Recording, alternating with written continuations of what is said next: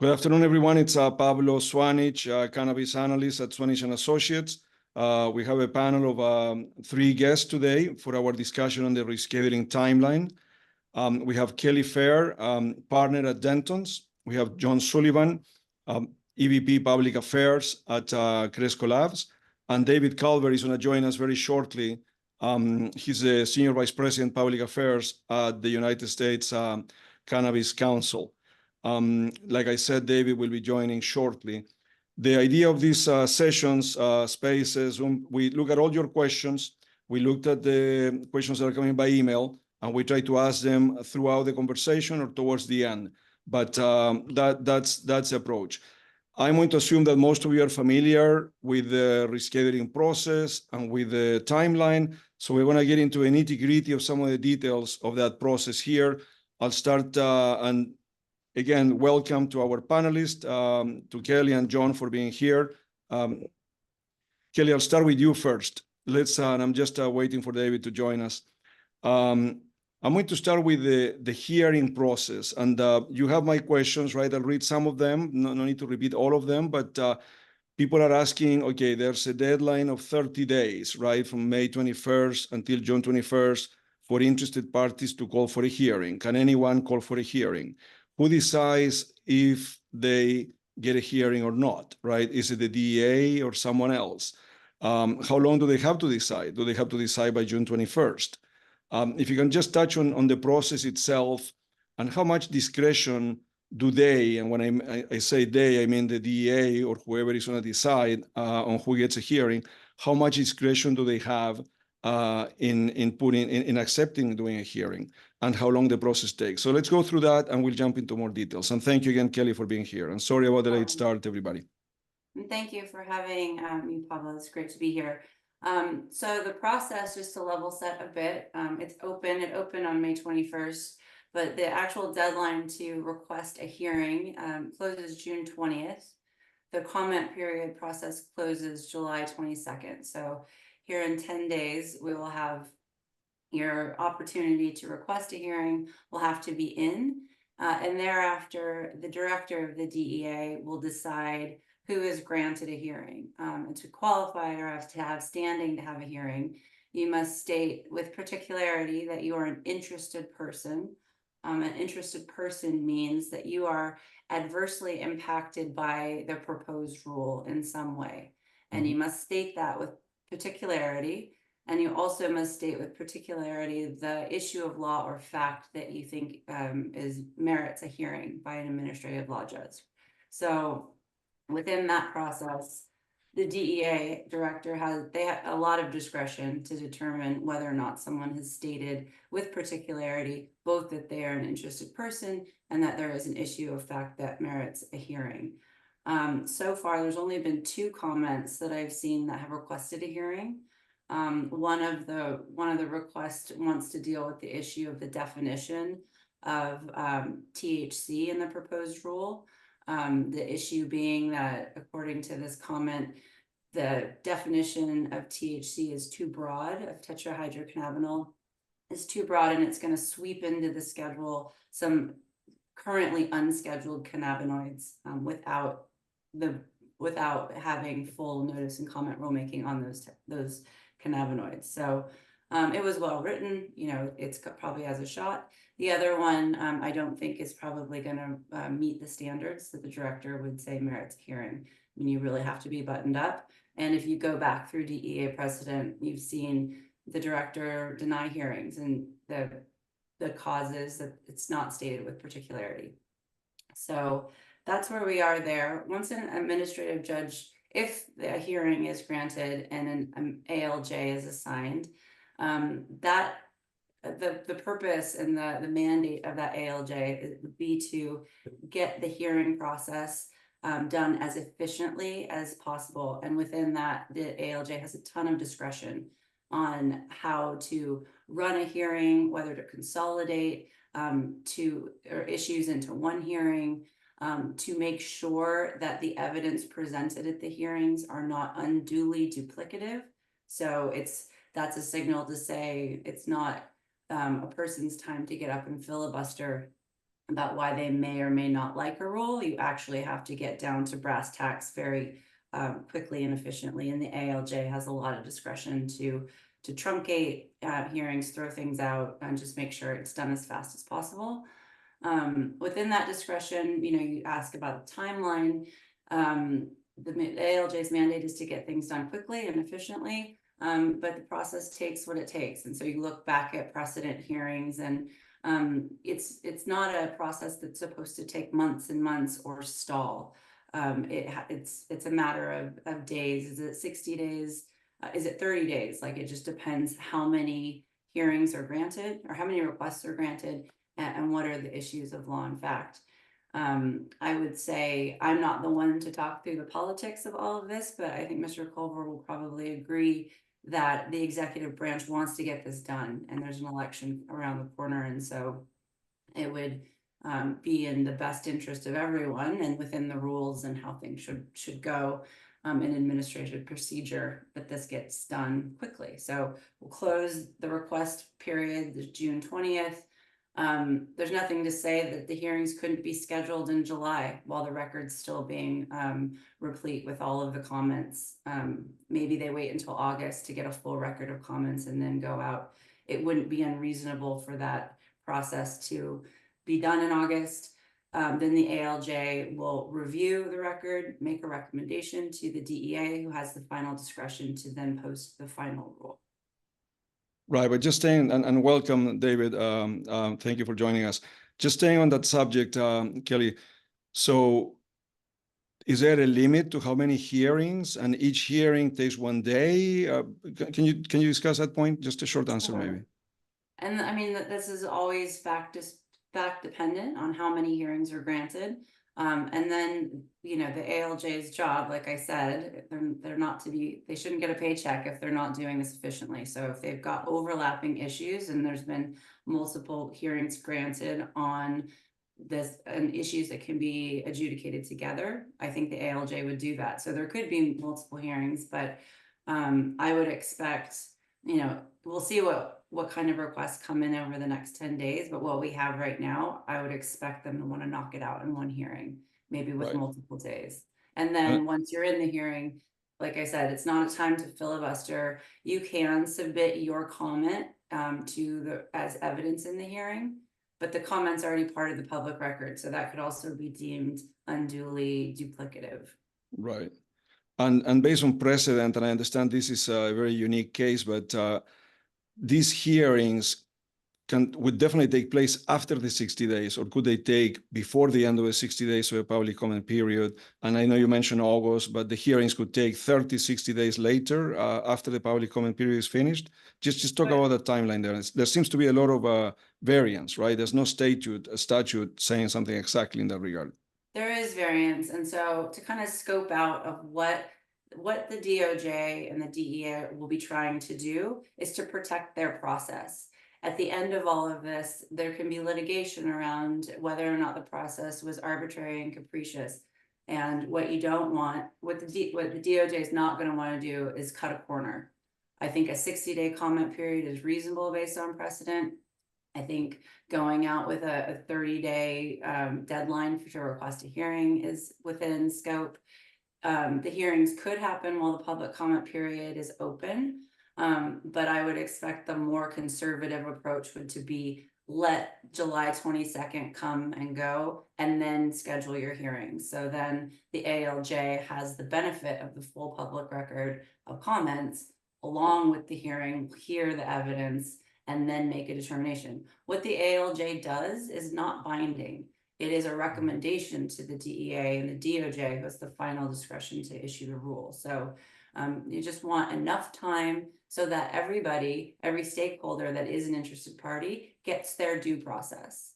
And so can't say with it's not in statute, as you say, it's not in regulation to say when these things must happen.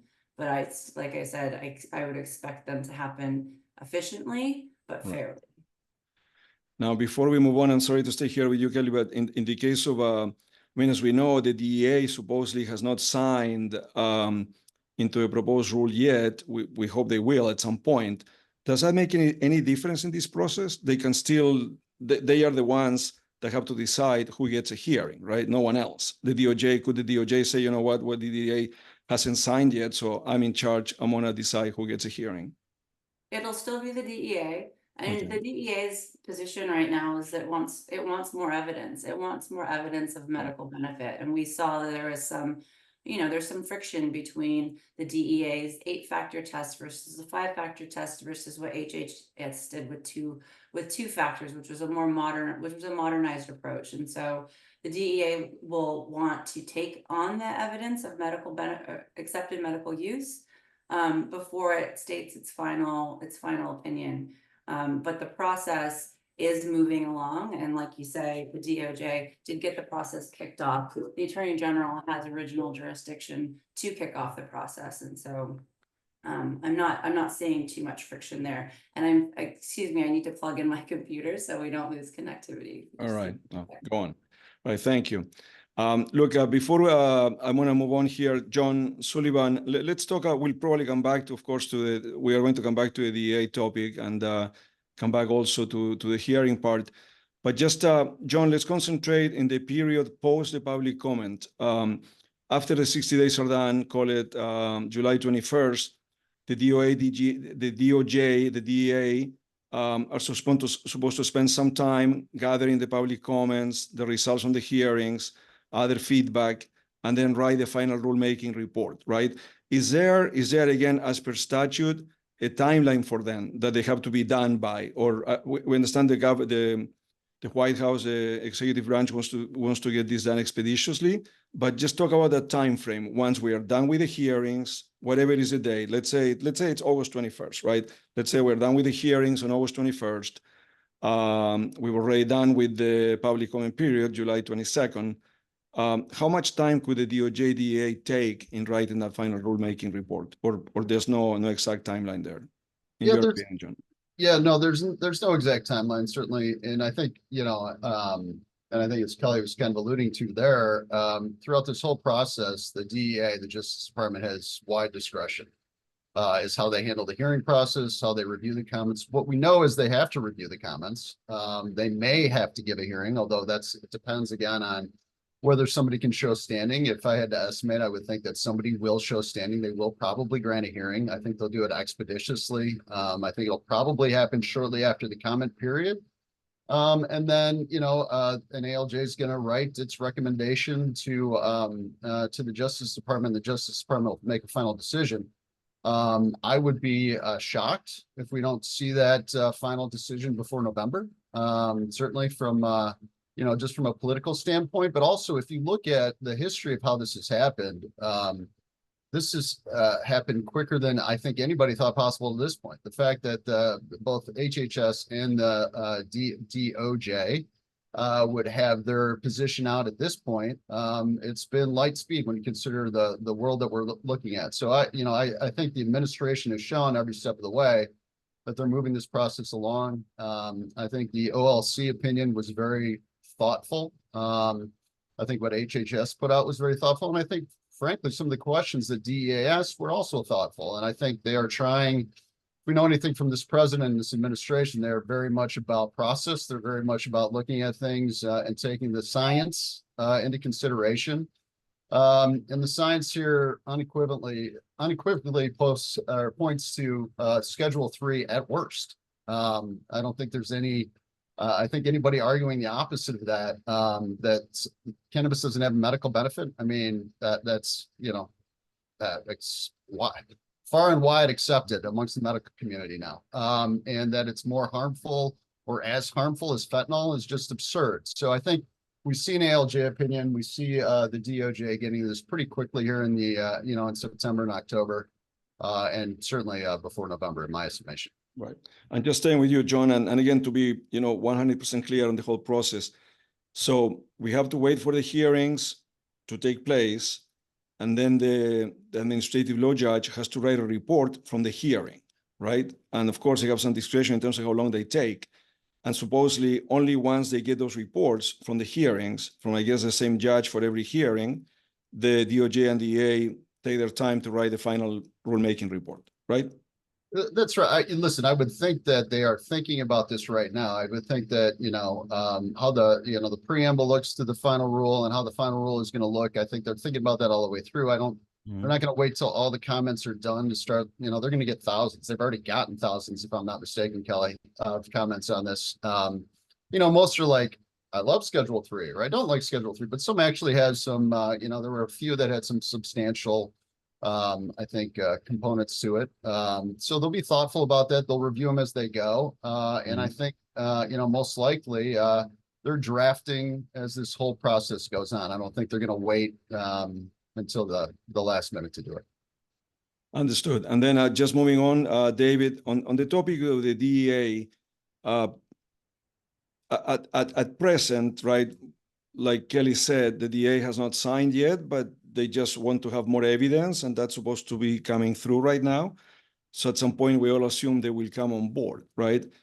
But what happens if they don't? I mean, can the DOJ just write a final rulemaking report on their own? Just talk about the scenarios in terms of how this can play out, in terms of how the DEA gets on board or does not get on board. Yeah. Well, first of all, there should be no concern about the fact that there's contention within the DEA about this rescheduling and this recommendation to go to Schedule 3. You have a number of folks that are career officers within that agency that certainly believe in the failed war on drugs. They've been a part of it for decades, and so there's going to be some conflict. We knew that going into this, and there has been for decades as it relates to this. And I'm sure that there were conflicts within other federal agencies too, including HHS as they went through their process. But the results that we have seen thus far have been based on scientific rigor, legal rigor, and I think they're going to stand up once this gets challenged in court post final rule. But the signature issue to me is much ado about nothing. And I've been saying this for quite some time. You've had a number of prohibitionist groups that have been out there talking about this. But, the fact of the matter is that you have an attorney general in Mr. Garland, who is a very, very cautious person. And he proceeded to the letter of the law. He will continue to, as it relates to this process. And he's not going to do anything to jeopardize this very, very important process and rule that's going to come out of DOJ eventually. So whether Administrator Milgram signs it or whether it's AG Garland, that to me is really irrelevant. One of them is going to sign the final rule.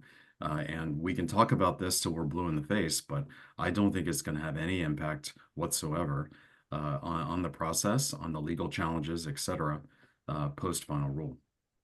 Okay, but just stay on that point, David, and I understood everything you said there, but so you are saying even in the scenario that the DEA does not come on board and does not sign the final rule, the Attorney General will, make sure that all the I's are being dotted, all the T's are being crossed, except that, the DEA is not signing, but they could still write a final rulemaking report, and you believe that could be challenged, even if that's challenged in court, it would hold. There would not be a problem. It's not ideal, I suppose, as a scenario, but you're saying even in that scenario, we would still get this done. Yes, that is exactly what I'm saying. And, John referenced earlier that the DEA had raised a number of really solid questions, and I think those will be answered as we go through this. But again, like who signs this at the end of the day is irrelevant as far as I'm concerned. And I don't think that it's going to have any impact whatsoever on the legal challenges, either helping or hurting in terms of trying to keep this at Schedule 3 or unravel it. Right. And Pablo, if I could just on that, I believe the legislation actually gives the power to the Attorney General, who delegates it to the DEA. So really, it's ultimately the Attorney General's decision either way. Kelly, you can correct me if I'm wrong, but No, that's right. The DEA becomes irrelevant. If the Attorney General wants it, the DEA can say whatever he wants. I mean, it's his power, not the DEA's power that we're talking about here. That's right. Understood.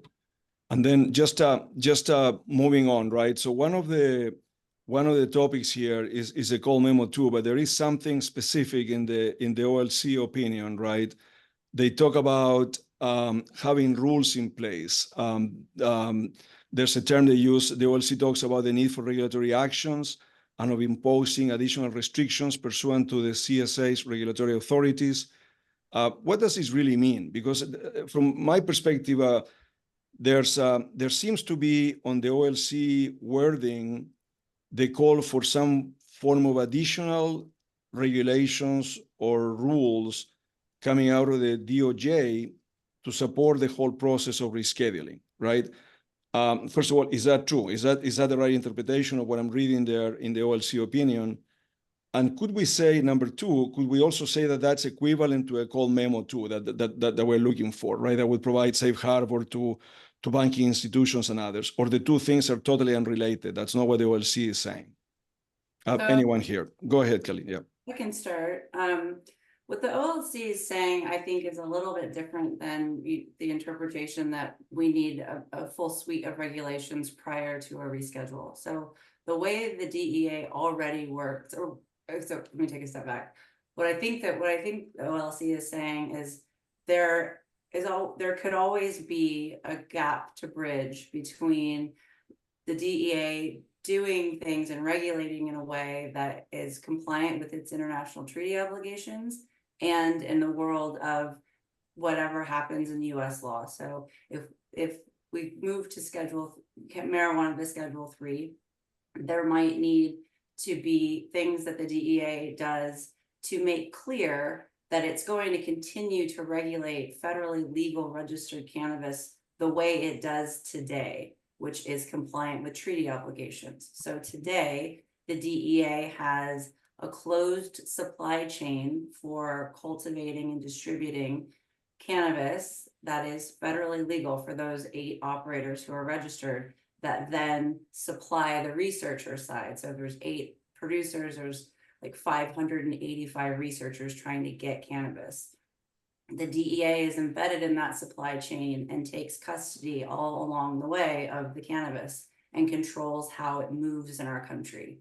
So I think what the opinion is saying is in a scenario where marijuana is now on Schedule 3, that DEA supply chain, those rules and that process follows cannabis. And if there needs to be some cleanup regulation that the DEA puts in place, it's got broad discretion to do so under the CSA, and it's got broad discretion to do it in a way that keeps the US compliant with its treaty obligations. So we saw this play out in the DEA raising the quotas that it was publishing for how much cannabis can be produced in the US. And it did that in its own discretion. It did so through notice and comment rulemaking. It decided to do it. It did not grant a hearing. It took 6 months and it was done. And so I think that's what the opinion's doing, as opposed to saying the DEA has now got to go to work and get all these regulations in place and it's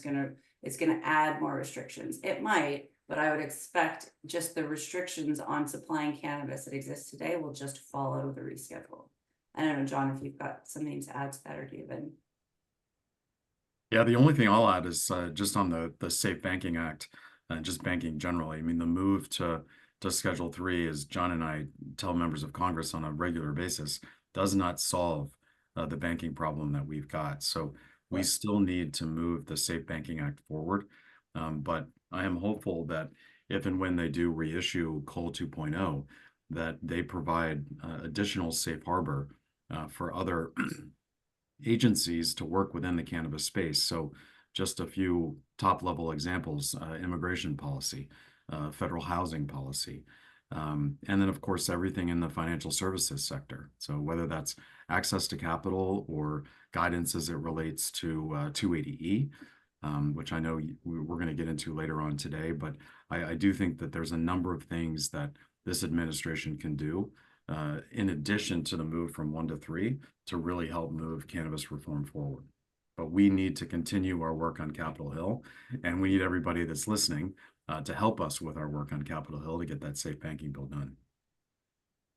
Thank you. Just on Cole, the Cole 2.0 piece, I just want to make sure that we're being clear that whatever regulations the DEA needs to do around Schedule 3, I think is entirely separate of what the DOJ does in giving new enforcement guidance under a reissued Cole memorandum.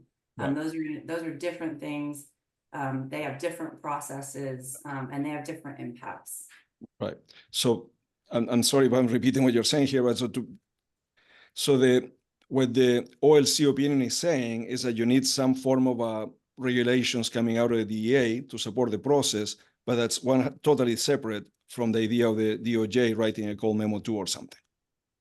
Right? Yeah. Correct. But just staying on that point, Kelly, I know that we keep talking about the DEA wants more information to make their final decision. And like David said, it's irrelevant in the end if they come on board or not. But where is that information going to come from? I mean, are we expecting that during this 60-day public comment period, that's where the information is going to come for the DEA to be satisfied? Or who's feeding the information to the DEA for them to be happy with the rescheduling? Well, stakeholders, and it is coming from the comment process. And I think, John represents a big stakeholder in this process. And I know that the cannabis industry is rallying right now to get as much medical evidence internationally. And I mean, things have been compiled in compendiums over the years every time a rescheduling effort is made or a descheduling effort is made. So just trying to get as much science-based evidence into the record so that the universe is exhausted. Like the federal government executive branch will have every single scrap of paper supporting accepted medical use of this plant from everywhere that it exists. And so, like John said, there's already 1,000 comments up, and some of them are probably not that substantive, but some of them will be. There'll be some big hitters that will come in, and I think the cannabis industry will be one of those stakeholders that talk about the evidence that exists, and it'll be less about the argument. It'll be some argument, some talk of the failed war on drugs, some talk of these, the stigmatized patients that have been told since the 70s that their use of cannabis has no medical benefit and they're actually just, doing hard drugs. That will be there, but like what the DEA needs and what we've been rallying stakeholders to do is just give that science, give that evidence. Yeah, and I think just to that point, Pablo, we helped form, we've been working on this issue for years, but, about 18 months, 2 years ago, we helped form the Coalition for Cannabis Scheduling Reform, which is a whole conglomerate of doctors and lawyers and companies and advocates. And so we've all come together really to answer every one of those questions the DEA asked and that Merrick Garland suggested should be answered. So you're looking at literally millions of medical patients. You're looking at thousands and thousands of doctors. You're looking at thousands of research studies that have shown unequivocally the medical benefits of cannabis and where its abuse potential lies. We're marshaling all that evidence. It's all going to be submitted in as part of this process. And again, I mean, I kind of feel like we're banging our head against the wall because I think the 38 states or 40 states, whatever we're at now medically, this has been obvious for so long. Like, I mean, if it's kind of shocking that, members of the DEA are still asking questions about this. Of course, cannabis has a medical benefit. Of course, it's not doesn't have a higher abuse potential than cocaine or fentanyl. I mean, but we are leaving no stone unturned. You're going to see mountains of evidence. And, the best part about this is the states have been doing this for a long time. They have tons of evidence around this right now, some of which came in through the HHS their initial analysis, some of which will come in now that we're helping to bring in through the scheduling coalition. So you're going to see all of those questions answered, I'm confident. Understood. We're going to come back to the subject of the call memo too, but moving on to the congressional review part of the timeline, David, at what point does that come into play? I guess let's start with that question. Yeah, well, I think it's important to back up a little bit and just make sure that folks understand what the CRA actually is. This is kind of an unusual law, but it was implemented to prevent any outgoing administration from implementing any dramatic new rules, certainly at odds with the will of the incoming Congress or the new administration and like I said, at the end of their term. So the cutoff date each year is a moving target and depends on when the congressional session actually ends. So last year it was September, and this year we expect the cutoff to be early August, meaning that the rule would need to be finalized and shared with Congress by that point in time in order to avoid the review by the next Congress. Right. And John, did you want to add anything to that on the congressional review side of things? No, I think that's right. I mean, I think, and David and I talk about this quite a bit. I mean, ultimately, you're going to have to get both the House and the Senate to vote to overturn the rule of Schedule 3, right? I mean, like affirmative vote. Like, and when you think about, I mean, the MORE Act has passed the House, right? So the idea that you're going to get both houses of Congress to vote and say that cannabis doesn't have a medical benefit when it's, you know, medical cannabis pulls at 90%. Like, I welcome knocking on the doors of the Hill to have that conversation, right? I mean, like, it's just not, it's, you know, for, you know, to get 51 votes in the Senate to say there's no medical benefit to cannabis, it's just, it is, listen, strange things happen in politics, but that possibility is so remote, like very, very, very little concern that anything is going to happen in Congress that will overturn this decision. Yeah. So Dave, Pablo, let me just add Yeah. quickly to that, because John's exactly right. And I think it's important also for folks to understand that well, any member of Congress could issue a joint resolution of disapproval. So in theory, like John said, Congress could override this with a simple majority vote. And the Senate has a procedure that would expedite this, so there wouldn't be any sort of 60-vote threshold like we see with normal legislation. But the CRA has only been successfully used a handful of times. And again, just doubling down on the point about the popularity of our issue, like I don't, given the overwhelming public support that cannabis has, I think it's highly unlikely that this would be used successfully. But as an industry, we have taken the time to write the memo on this, to examine how this could potentially work out and understand every aspect of it, just in case we do have to deal with it. But I definitely lean towards this being a non-issue for us going forward, even if the final rule is issued after that early August date that I mentioned earlier. Right. I'm sorry to harp on the point, but let's just stay there. So for this Congress, I guess in terms of congressional review itself, how does it take place? I mean, does Congress hold their own hearings? Is there a formal vote? How do they sign off on it? And could we just skip the CRA? I mean, does someone have to ask for it? Like they have to ask for, like people can ask for hearings. Yeah, so like I said, you know, any member of Congress can issue a joint resolution of disapproval. And so if that's the case and someone does do that, then there would be an expedited vote on this.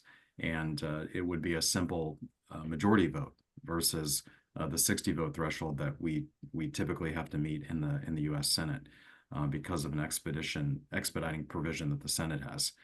So, you know, this would go down quickly. It could be done by any member. But again, you know, John is right in saying that we would welcome the opportunity to have this vote on Capitol Hill, because I don't think it would succeed. This is just entirely too popular of an issue, and there would be way too many members, in my opinion, that would vote no. In fact, I think the overwhelming majority of Congress would vote no on this, and they would certainly encourage those that brought the resolution of disapproval or were thinking about it not to do it because it's a bad political vote. Right. And this is not like safe banking that the Speaker of the House has to decide whether he wants to put it up for a vote or not. If somebody brings in the resolution of disapproval, there has to be a vote, right? There will be a vote, and it would happen within 60 legislative days. Right. Okay. Mm-hmm. And I know that we don't like to make too many predictions, but given it takes just one person to file the resolution of disapproval, most likely someone will do that, right? Or am I putting words in your mouth there? No, I think it's always possible. You know, we have a number of members on Capitol Hill that are very much against any aspect of cannabis reform. But again, so yes, the possibility is very real that this could happen, but the politics to put their entire caucus to have them vote on something like this is a problem. and will not play well for the party that brings the notice of resolution or sorry, of disapproval. Right. Um, And but again, yeah, and anything's possible. And again, the votes on medical cannabis, which is 90%, right? And we're talking yeah. vast majority of the, like, it's the Yeah. idea that they're going to vote against medical cannabis Yeah. or Schedule 3 Yeah. is a long shot at that. No, I mean, obviously, you're preaching to the choir here, but just on that point, David, so if we don't get this done by end of August, then the new Congress that starts in January 10th, they are the ones that have to look at the CRA. Correct. Okay. Hmm. But in the meantime, if we don't make the cutoff of August 30th, right, and the CRA process cannot be done until January 21st, does that mean that the rule can be implemented in the meantime or not? The final rule, could it be implemented or not? Or there's no final rule if we haven't had a CRA?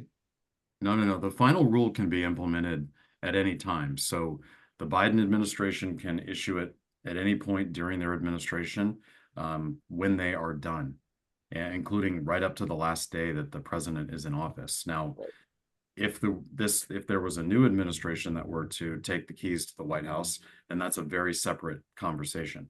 Yeah. But the final rule can be issued at any time between the finalization of the public comment period and the review of the public comments, the administrative law judge review and hearing, and of course, the end of the administration. So the CRA comes into play if the final rule is issued after a certain date. So if the certain date, in my mind, I believe August 6th is what's in my head, and what I have spoken with a number of folks on the Hill about. If that turns out to be about right, then the CRA, if the final rule is issued after the fact, then it could come into play. But if issued before, it doesn't come into play. And then again, like, let's just factor in all the politics, as John and I have said, about whether or not a particular political party would want to engage this type of thing. So if you look at what President Trump did, he had a number of end of Obama second term administrative actions that were challenged.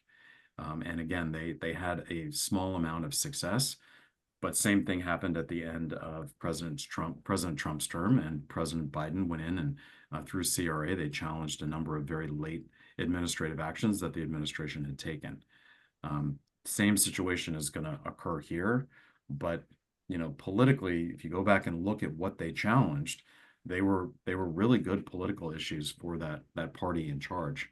And I just don't see this one as a good political issue to challenge for either party.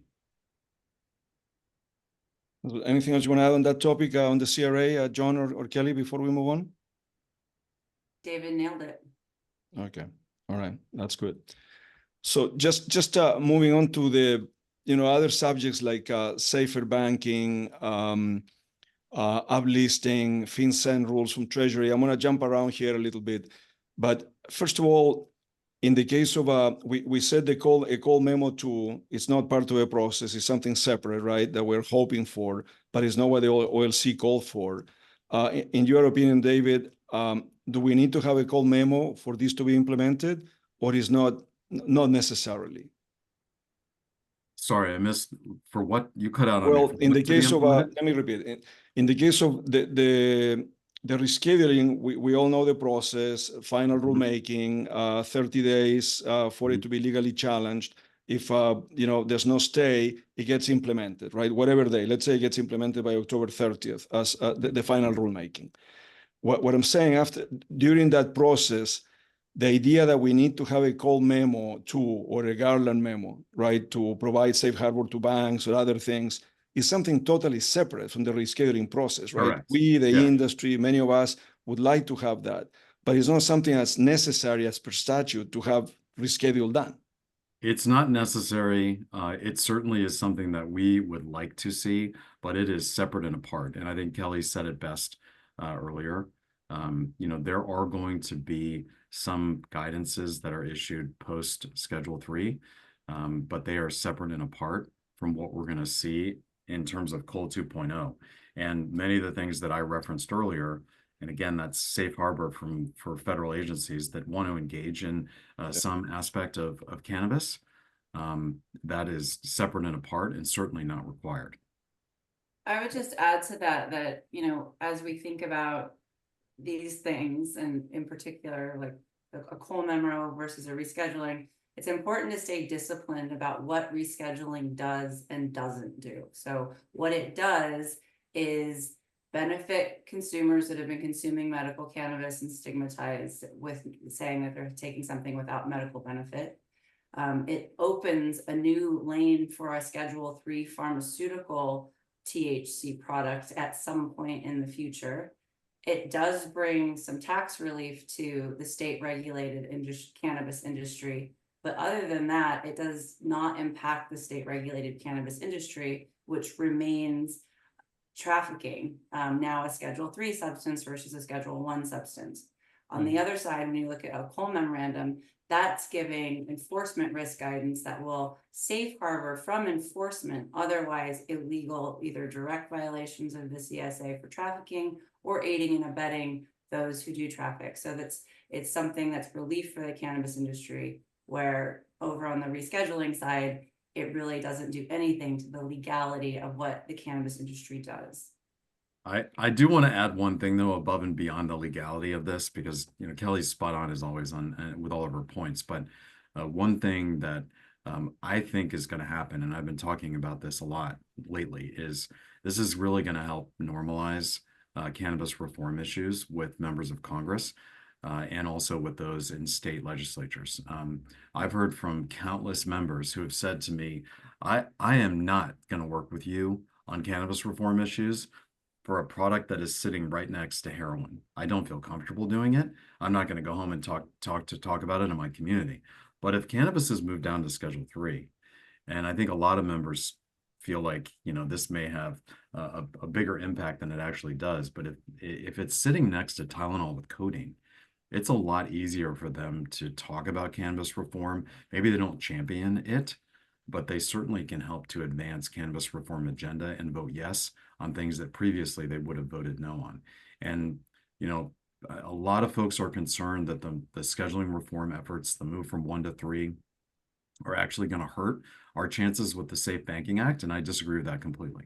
I think that if we don't get it done this Congress, which will be a giant disappointment to me and many of my colleagues, I still think that going into the next Congress, it's going to be even easier because of this move and this normalization, continued normalization of the plan. Right. And just on that point, I mean, like we saw from the president, right? I mean, the reason we're going through this whole process is because the president wanted science to back up whatever position that we're going to have. And now you're going to have a whole congressional world. You're going to have a whole political world that can say, you know what? This isn't cocaine. It's not fentanyl. Okay, it's Tylenol with codeine. You know, I used to be a prosecutor. How many cases did I prosecute for Tylenol, with possession of Tylenol with codeine? I mean, the answer is 0, right? I was a prosecutor for 10 years. It doesn't happen, right? So it creates this whole new mentality, a whole new way of looking at it. And we can talk about, I mean, the Cole memorandum basically said, if you're a state operator, we're not going to prosecute you as long as you fall within these parameters, right? I mean, when we talk about other administration things that can happen, I think it opens up a world of possibilities, as David was saying. Can Treasury now say, oh, you know what, we're going to look at these programs a little bit differently because it's not Schedule 1? Can we, you know, can Veterans Affairs look at it differently? Can we finally get some relief for our veterans through the VA? Like, I think there's now a world of possibility that opens, but the bottom line is we need congressional action.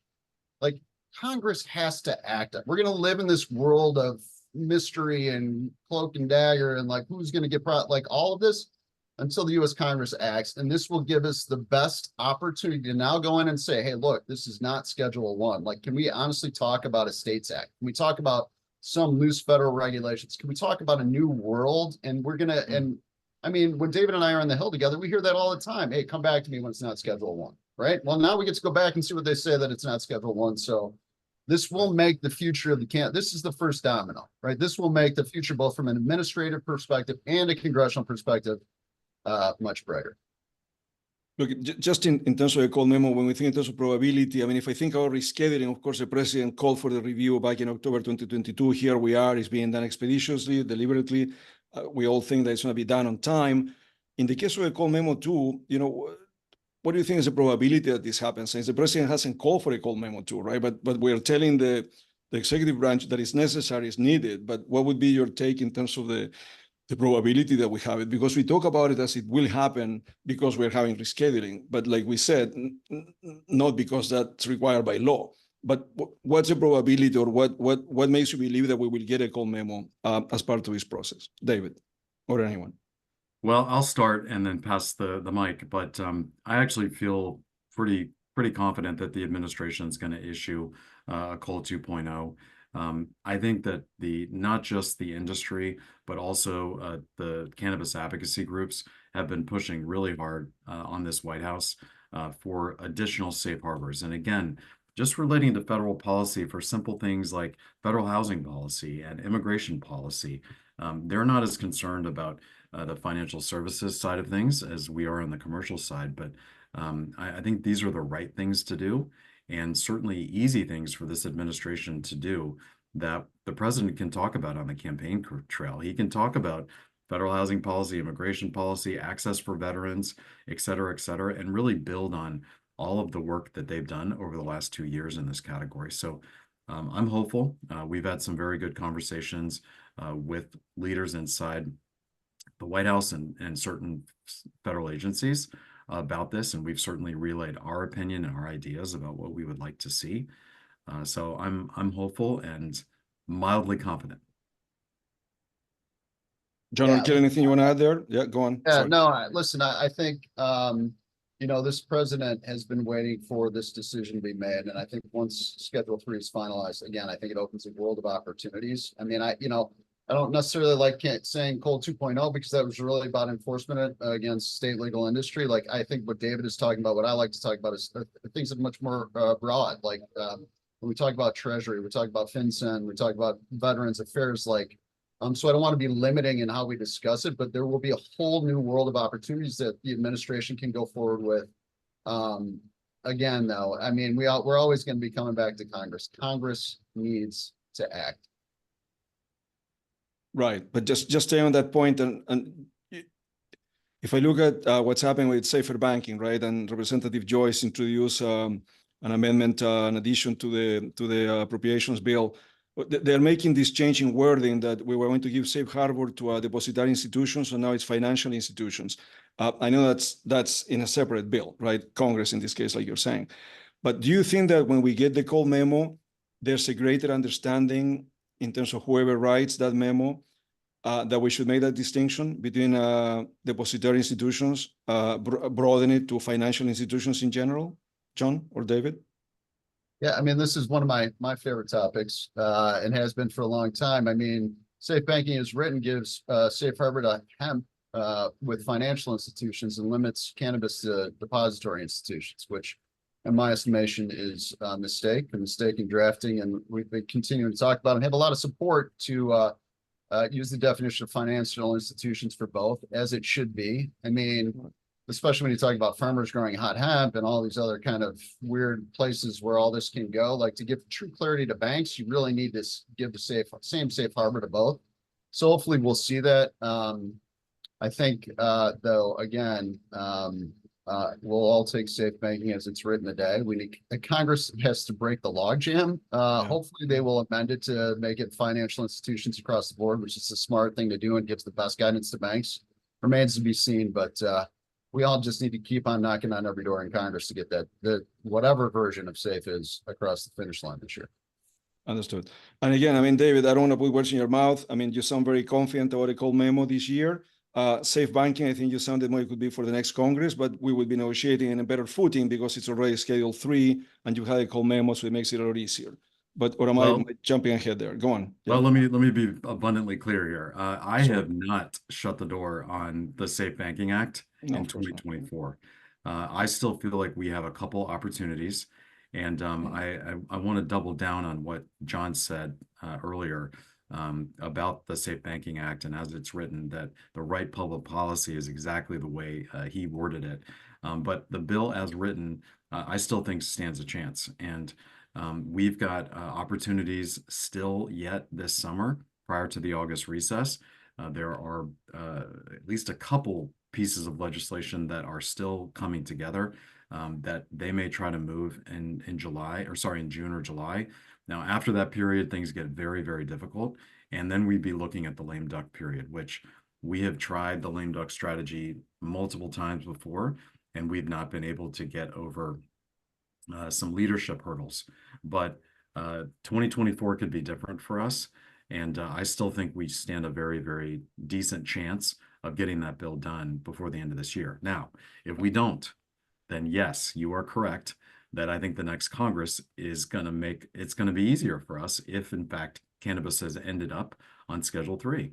It's going to be a much easier sell. This is a public safety bill, pure and simple. It's why it's bipartisan. And we have Republicans and Democrats that have embraced this for years. It's been kicking around for 10 years. It's time to pass this thing and pass it now. And hopefully we can get some of the additional cleanup measures in the financial services sector, as John and I both have talked about on this discussion, through the reissuance of a new cannabis memorandum. I'm going to start calling it that instead of Cole 2.0. Okay. Yeah. A new cannabis memorandum. All right, I like it.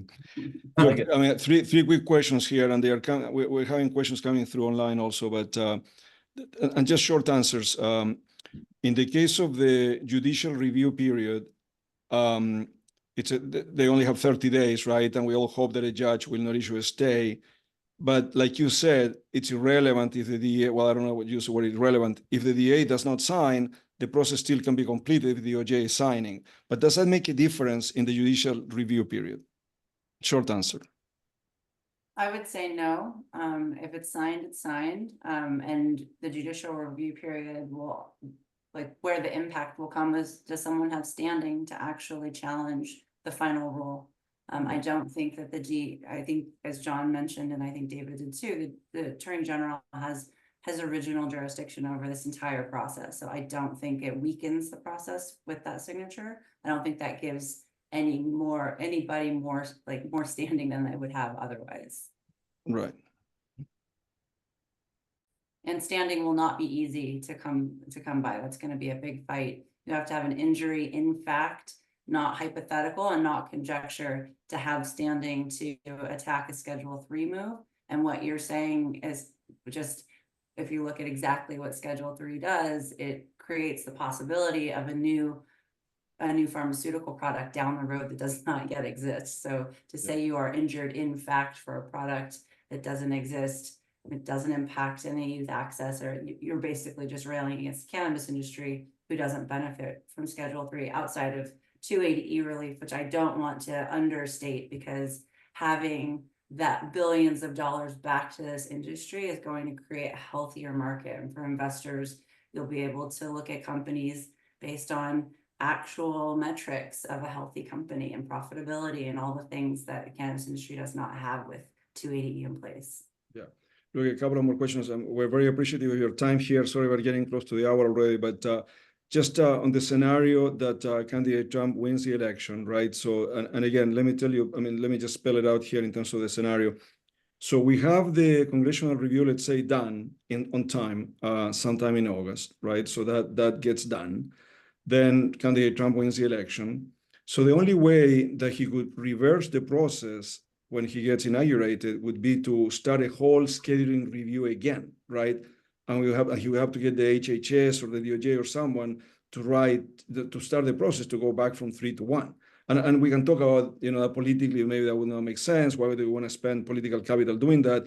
But I'm just trying to understand, if the congressional review gets done this time, right, in time, how can he reverse the process on the assumption that he wants to use political capital to reverse the process eventually? And I know there's a lot of hypotheticals there. And I guess I would add also a congressional review. Well, let me just stay there, David. Yeah, go on. Sorry. You want me to kick that one off? Well, John, wants to take... let me answer this two ways. Forget about the Congressional Review Act. Okay. If they issue final rule, right, they go through the notice of proposed rulemaking. If they issue final rule before the end of the Biden administration, then also forget about the legal challenges that we know are coming. Then the new administration, if it is President Trump, and if they do if they do decide to try to unravel this in some way, shape, or form, then they would not have the ability to take this DEA or this DOJ final rule and put it on the shelf and leave it indefinitely. All right. So if they issue the final rule before the last days that the Bidens are in the White House and President Biden loses, then the Trump administration is not going to be able to just put this thing on the shelf. And you're right that if they do issue it, then they would have to go through the same process that President Biden went through in 2022. So October 22, he initiated it. President Trump could initiate it as well.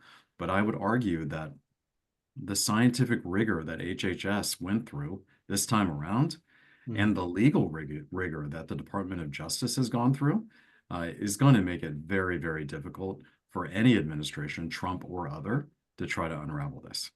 Right. And on that point, and I know this is just a political question, but I'm just surprised that we haven't heard of any journalists ask candidate Trump in any forum what's his position on cannabis, or he's been asked and he hasn't given an answer like he has on other topics like abortion. Maybe it'll be a debate question.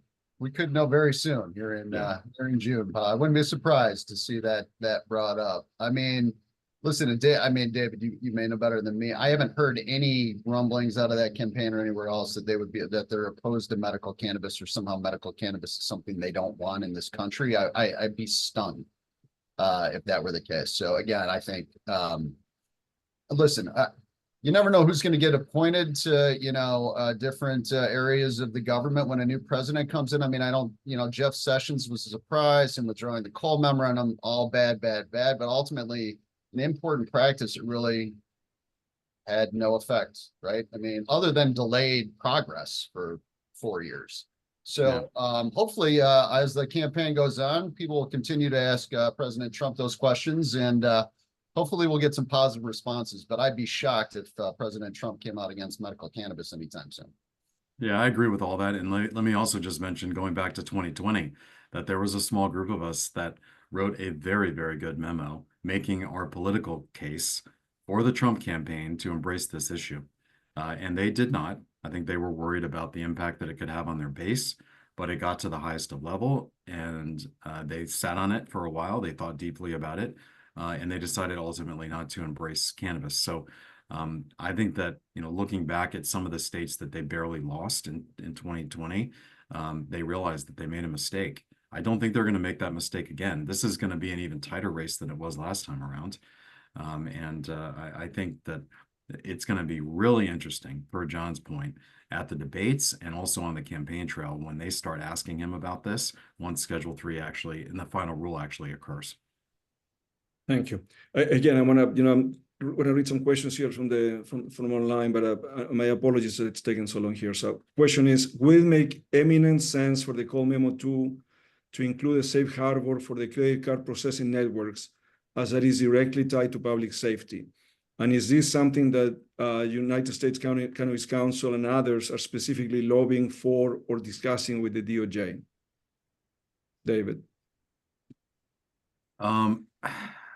I missed part of that. What was? Well, I'll repeat. Sorry. Would it make sense for the Cole Memo to include a safe harbor for the credit card processing networks, as that is directly tied to public safety? That's the first question. And the second question related to that, is this something that the council, yourselves, and others are specifically lobbying for or discussing with the DOJ as part of a Cole Memo 2? I don't know. We have a whole host. US Cannabis Council has a whole host of items that we have put forward to this administration related to financial services. And we have not heard back from them as to what they plan to embrace. But we are actively talking about that sector in addition to the many others that I mentioned earlier. Right. Thank you. And one more. What about the feasibility of constitutional amendment for cannabis? We now have 40 states in the union that have a legal cannabis market, and you only need 38 states to ratify an amendment under Article 5. Is that for me? I think that's for you, David. Yeah. I mean, sure. Great. I love that one. Yes, we would love that. And per John's point, let's go, Congress, let's act, because that's the next step in all of this. And I think it's going to make it is a easier for great them. point. I think it's a lot of work. Constitutional amendment is no easy task. But I listen, Congress just needs to act, and I think we get closer every year. I think we have a lot of people in Congress talking about a States Act and some limited federal oversight above it. So I think we've made real progress. Like, the numbers are undeniable. I don't know if we need another generational shift in Congress, but I think we can do it quicker there than we could with a constitutional amendment. But I love the idea. I just the work of that gives me chills. Yeah. And I also love the idea of making this easier on ourselves, creating that federal regulatory structure that is similar to beverage alcohol, fairly limited, but yet unique to the plant, and then allowing the bulk of the work to occur at the states. And that's, I think, ultimately where this is going to go. And that's how we're going to pivot once cannabis gets moved to Schedule 3. Right. And one last one. I know we all talk about with Schedule 3, you'll be able to do more research. And the question is, will you really be able to do more research if it remains federally illegal? So that goes to the DEA's process that exists today, and that supply chain. I think the process right now, I mean, if, in any supply chain, if you've got 8 producers and half of those aren't even producing, and 585 open clinical trials on cannabis, we're a bit dysfunctional there. We need more schedule or registered DEA cannabis growers probably.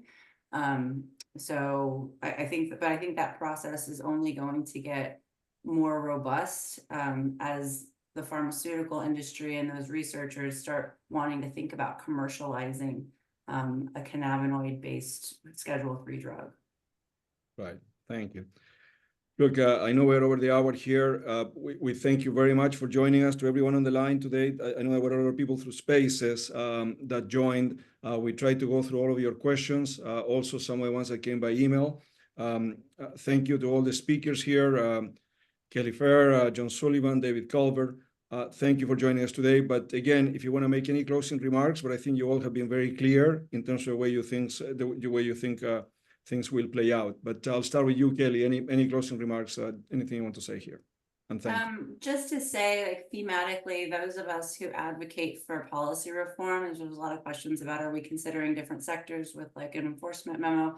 We are going for the broadest, definitionally, like provisionally, that you can think of to get the cannabis industry more healthy. And if that's like policy that directly impacts the cannabis industry, like SAFER, we want to make sure that financial services is as broad as possible. We want to make sure as many sectors are safe harbored over in that cannabis memorandum, I'll take David's word, as possible. So just know that we're the lawyers, the advocates, everyone's just trying to get as much done as possible, as fast as possible.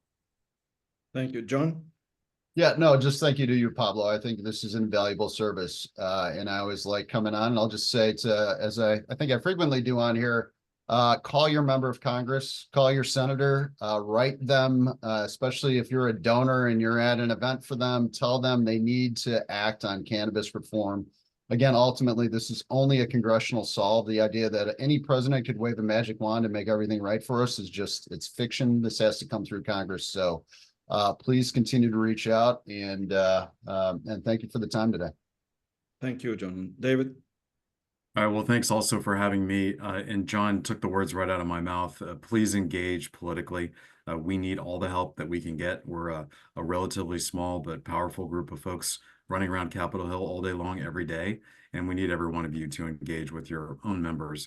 And the second thing I'll say is that I do firmly believe, and this is what gets me out of bed every morning, that this 2024 is going to be the year that cannabis pivots for the positive.